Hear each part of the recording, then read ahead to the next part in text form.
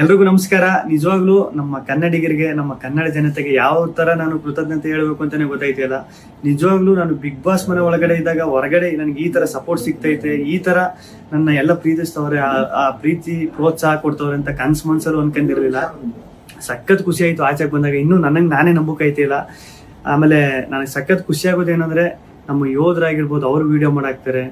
ಆಮೇಲೆ ನಮ್ಮ ಕನ್ನಡ ಜನತೆ ಇಲ್ದೇನೆ ಬೇರೆ ರಾಜ್ಯದವರು, ಆಂಧ್ರ, ತಮಿಳುನಾಡು, ಬೇರೆ ದೇಶದಲ್ಲಿರೋರು, ಆಮೇಲೆ ನಮ್ಮ ರೈತರು ಈ ಸಂಕ್ರಾಂತಿ ಹಬ್ಬದಲ್ಲೆಲ್ಲ ಕಿಚ್ಚೊಡಿಬೇಕಾದ್ರೆ ಹಸುಗಳ ಮೇಲೆಲ್ಲ ಚಿತ್ರ ಬಿಡಿಸ್ಕೊಂಡು ಫೋಟೋ ಹಾಕೊಂಡೆಲ್ಲ ಸಕ್ಕ ಸಪೋರ್ಟ್ ಮಾಡಿದ್ರು.